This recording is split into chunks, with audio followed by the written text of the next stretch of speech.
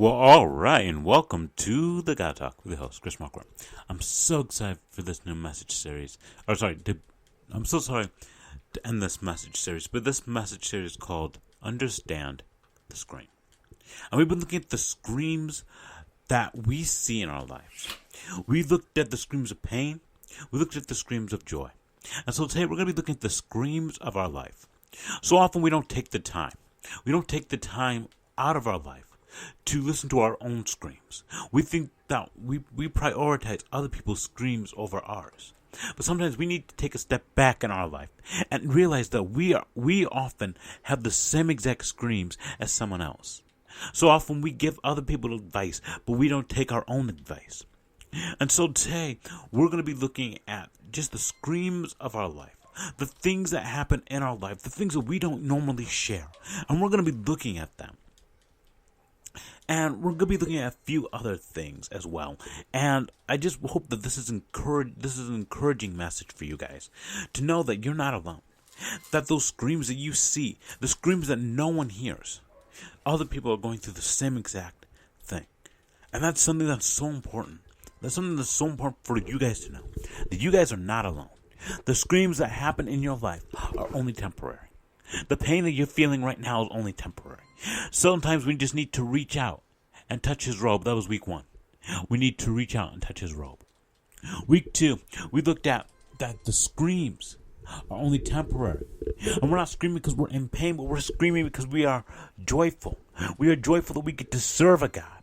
We get to serve a God who's above all things, who's above all else. And we get to serve him and glorify him through his word. And so that was week 2. And so this final week, looking at the screams of our life, looking at screams of pain, looking at screams of joy, looking at aspiration and what it means for God to truly be exalted.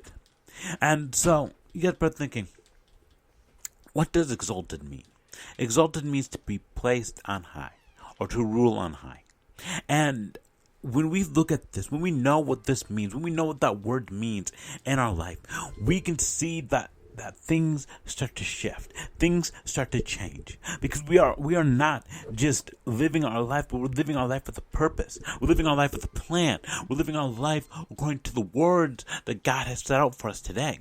And so, if you guys have been with me, we've been looking at the story of Job and how he needed to exalt God, not deny him, not push away from him, but exalt him, put him on high. Even when things in his life were not going good, he needed to exalt God. And if you guys have been with me for a while, I did this message years ago, or maybe 2 years ago, and it was called To Be Exalted. And we looked at what it meant for God to be exalted, what it meant for him to reign on high. And so we're going back to that concept of being exalted. What does that mean to be placed on high, to be placed above all else? So often our screams get so consuming. That's the only thing we can hear. We can only hear our doubts. We can only hear our anxieties. We can only hear our fears. But we need to know that when we exalt God, when we put him on high, those screams in our life, those things that are saying, you cannot do it, you're not strong enough, those voices that say, you're not tough enough, start to be drowned out. Why? Because we're exalting him. We're putting him on high. We're saying, you know what? It doesn't matter what happens in my life, because I know that I'm going to put God first. I'm going to put him first. And so we've been going through this message at our youth group. What is love? Or what makes love? And we've been going through this message.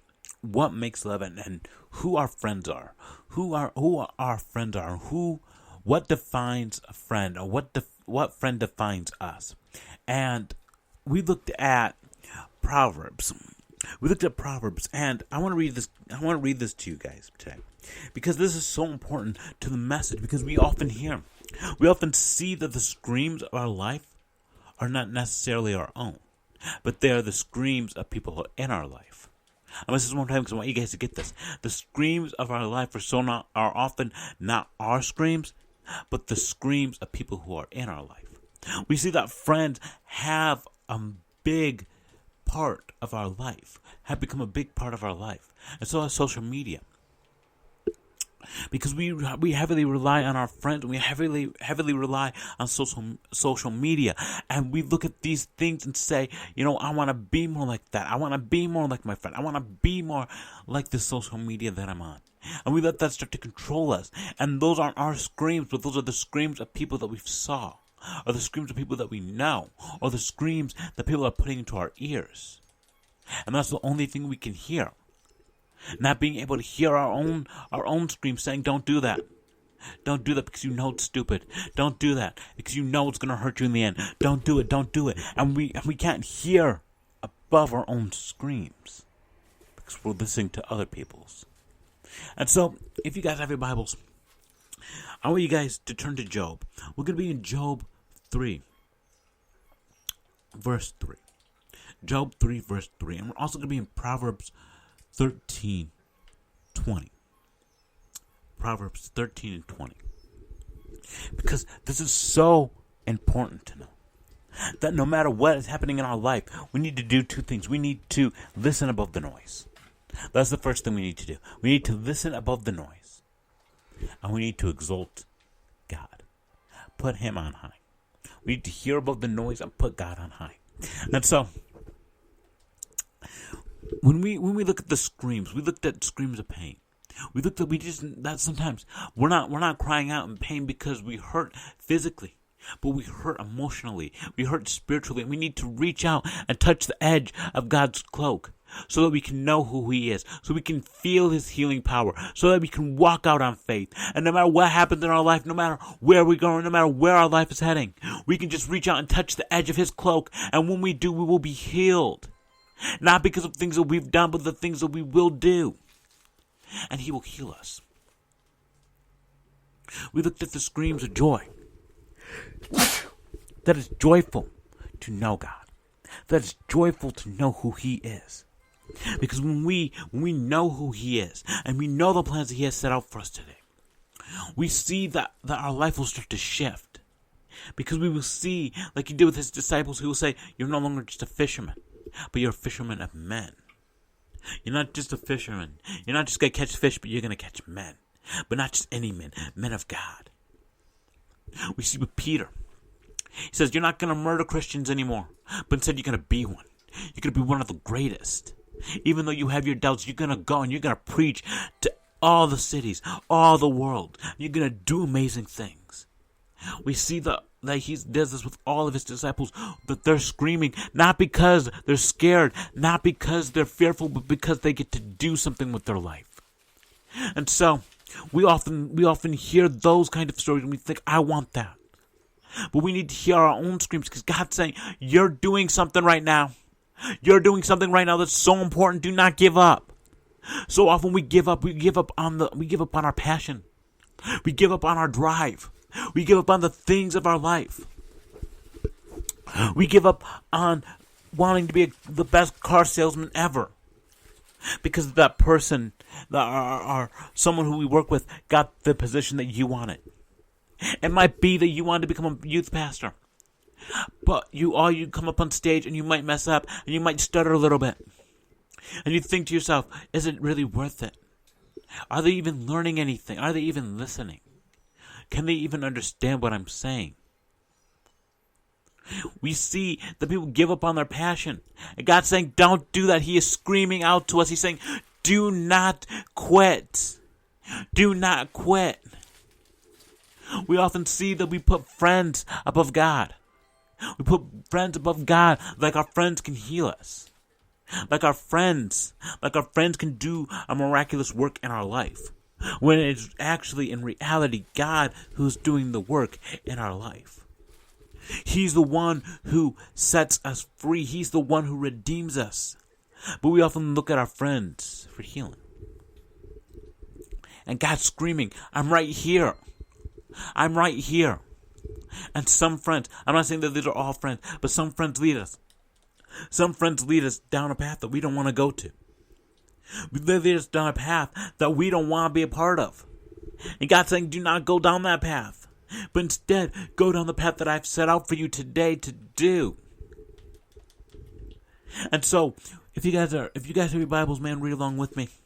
And again, it's Proverbs 13, 20. It says, walk with the wise and become wise. For a companion of fools suffers harm. So what does that mean? What does that mean in our life? It means that we need to stop and put God on high. We need to exalt him. We need to listen above the noise of our friends. Because not all friends do this. But some friends today are leading you down a path. Are leading you down a place that you don't want to go. And it's not that the screams that you want to hear, but the screams of your friends saying, do this, do that. And some friends take us away from God. Some relationship takes us away from God. And we're pulling in both directions. Which way to go? Should I follow God or should I follow my friends?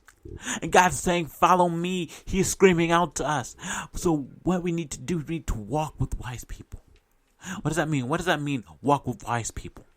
It means to be with people who you want to be around. Be around people who will build you up. Be around people who know who you want to become and help you get to that place that you want to be in, and help you to become that person that you want to be. Because when you hang out with a bunch of idiots, a bunch of fools, you're likely to get arrested. You're likely to do stupid things. You're likely to end up in a place you don't want to be in. Because when we end up in a place that we don't want to be in, it's not the screams of, you did this, you can do it. It's the screams of, you're an idiot. You can't do this. What's wrong with you? And that's not a place that we want to be in. Because God's saying, surround yourself with good people who will say, you can do it. Don't give up. Hold on one more day. Hold on one more month. Hold on one more year, because you can do it. You can do it. And surround yourself with friends who will encourage you. Say, you can do it.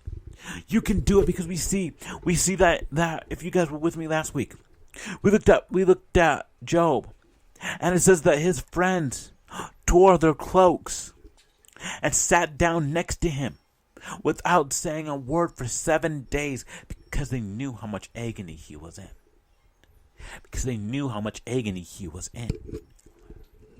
They knew that the screams of the world, the screams of you can't do it, that you're worthless, that you'll never get out of this rut, are so strong. They need to listen above the noise. And they said, you know what? Even though we're not saying anything, our presence is enough. Our presence screams, we're here. Do not give up. Do not give up hope. Do not give up on your feelings. Do not give up on your wife. Do not give up on your marriage. Just because the world does not, just because some friends that you have are influencing you to move away from God, move away from the things that He has called you to do today. We need to move closer to Him. We need to listen above the noise, and we need to exalt Him. We need to put Him on high. We need to put Him above ourselves and above the standards that we have in our life. So often we put God on the back shelf, and we think to ourselves, yeah, if only God could be here now. Oh my gosh, if God could only do the things that I'm imagining right now. Oh, if God could only. But we need to realize that we just put Him on the back shelf. We did not exalt Him. We did not put Him in front of ourselves. We put Him on the back shelf. And God's saying, move me to the front burner so I can do something in you. Move me to the front burner so that life that you're living will not be your downfall. Move me to the front burner. He's saying this. He's saying this to all of us. He's saying, move me so I can move you. Move me so I can move you. If you believe you can move mountains, it will happen. But if you believe that God can move galaxies, it will happen. So one more time, because I want you guys to get this. If you believe that you can move mountains, it will happen. But if you believe that God can move galaxies, it will happen. Why? Because we are putting God on high. We are exalting Him. We are doing what He has called us to do to the best of our abilities. And we see this with Job. Because the devil's like, you know what? I'm going to go into his life. I'm going to ruin it. Because I don't want him. I don't want him following you. I don't want him to do what you've called him to do. I don't want that. Now I want him to sin. I want him to curse you. I want him to say, you know what? It's not worth following him because of the pain that I'm suffering today. But the pain is only temporary. The pain is only temporary. It only hurts for a little while. And yes, we might have the scar, but the scar makes us stronger. I've heard so many stories of people who have had scars, whether they're physical scars or mental scars. And they say, you know what? Some people say if I could go back and change it, I would. But there's nothing wrong with that. But I also hear people say that these scars, I would not trade these scars in for anything, because these scars are what make me stronger. These scars that I have right now, they don't define me, but I'm not defined by that, but I'm defined by who I want to be. I'm defined by who I want to be, not by what these scars say I am. Maybe some of us today have been physically abused or mentally abused, have been verbally abused, have been left out, shunned, unloved. And we have scars from this. And we can either let these scars define us, we can either let the screams of our life get in, saying we can't do it. You're not good enough. If only you were a size bigger or a size smaller. If you drove this kind of car, if you did this kind of thing, if you were in sport, if you only looked a certain way. But when we do this, when we put God on high, and we know who He is, and we know the things that He set out for us to do, and we know that we can be exalted through Him, those screams don't seem very threatening. Why? Because we know that God made us in such a way that it might not look like anything to the outside world, but to the spiritual world, it means everything.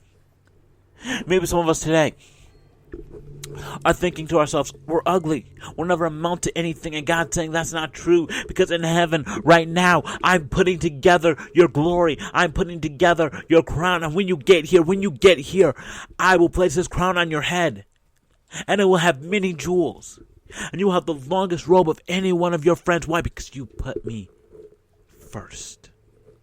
You put me first. And that's what He's saying to Job today. He's saying, I know this hurts. I know this place that you're in right now. I know it hurts. I know it sucks. But you are being exalted because you have exalted me. Those screams don't seem very threatening. But instead of screams of pain and screams of negativity, we're getting screams of passion, screams of encouragement, saying we can do it, we can keep going. We can do it, we can keep going. It says this in Job 3, verse 1. It says, after this, Job opened his mouth and cursed the day of his birth. He said, may the day of my birth perish, and the night that said, a boy is coveted. That day it may turn to darkness. May my God above not even care about it. May no light shine on it. But right now we see that He's throwing a pity party, but it's okay. It's okay. Because sometimes we throw ourselves pity parties just so we can work ourselves up to glory. We throw ourselves pity parties to work ourselves up to glory. It says, may gloom and utter darkness claim it once more. May the cloud settle over it. May the blackness overwhelm it. That night may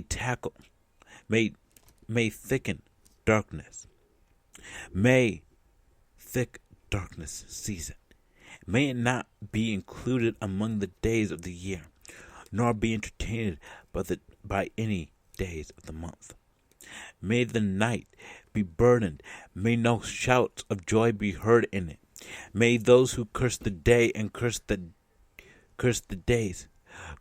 day of who already rose. Lamentation. May its morning start darkness. May it wait for the daylight in vain, and not see the first rise of dawn. For it did not shine, for it did not shut the door of the womb on me to hide troubles from my eyes. And we see right now what he's saying, what he's doing. He's throwing himself a little pity party. He's saying, may my life mean nothing. May my life curse my life because I amount to nothing. We see that he's letting the screams of his life seep in. Because he's not exalting God, but sometimes we need to throw ourselves a little pity party so that we can see God's glory. We need to throw ourselves a little pity party so we can see God's glory. And I say that not to be mean. I don't say that to criticize. I don't say that to be mean at all in any way. But sometimes, guys, get this. Sometimes we need to throw ourselves a little pity party so that we can see how ridiculous it is. And I don't say this to be mean. I don't say this because I'm saying, I'm better than you guys. I don't throw myself pity parties because, truth be told, I do. I throw myself pity parties all the time. But when I see how ridiculous it is, when I see how much I can accomplish by exalting God instead of demeaning God, man, does my perspective change. And so he's saying, he's throwing himself a little pity party because he can see how ridiculous it is. He's going to see how ridiculous it is. Because he's going to exalt God. He's going to put God on high. And it says this in verse 13. It says, for now I would be laying down in peace. I would be asleep and at rest. With kings and rulers of the earth who built themselves places now, laying in ruins. With princes who held gold, who filled their houses with silver. Or why I was not hidden away. I was not hidden away in the ground like a stillborn child, like an infant who never saw the day of light. There are wicked cases. There are wicked cases from within, and there's the weary at rest. And so we see that now. He's seeing God's glory. He's seeing God's glory. Because he's saying, all these rulers have things. All these rulers have gold. All these rulers have this money. All these people have these things, but there's one thing that they will never have. There's one thing that they will never have because they never seek it. They never go for it. They never want it. And that's the love of Christ. The love of Christ. And I know some of you guys probably scratching your head thinking, okay, but you just read that and it seemed really depressing and really sad. It didn't even sound like he was exalting God. It sounded like he was demeaning God. And you're getting that he's going to get glorified through this? Yes, that's exactly what I'm saying. Because we see that even through tough times, even when we are throwing ourselves pity parties, we see the glory of God. We see the glory of God crack through the surface of our pity party. We see that God saying, you know what? Maybe bad things are happening to your life right now, and that's okay. Because what I'm doing in you is so much more than what you think I'm doing. I'm doing so much more in you. Things that you can't even see yet. Because when you see them, you will be glorified through me. And so I'm doing something in you. It's okay, throw yourself a pity party, he's saying. God's saying, it's okay, throw yourself a little pity party because you will see my glory. You will see my glory seep through.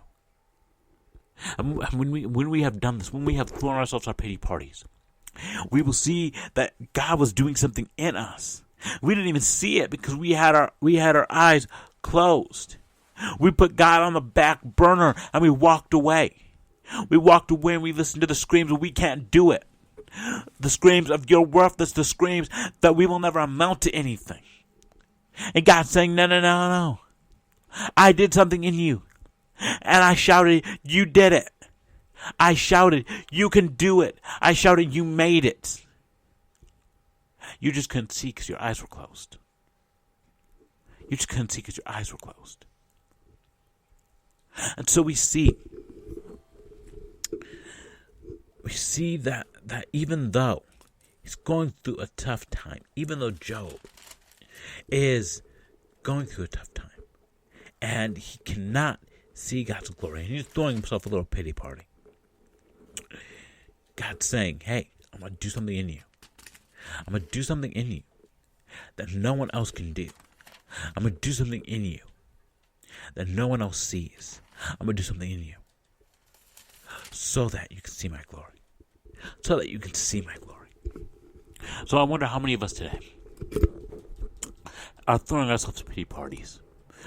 People who are not listening above the noise. People who are not exalting God. How many of us today are like that? That we're either doing all three, or we're listening to one voice and being pulled in another direction. And we're living our life not to our fullest. We're acting like a church kid. We're acting like a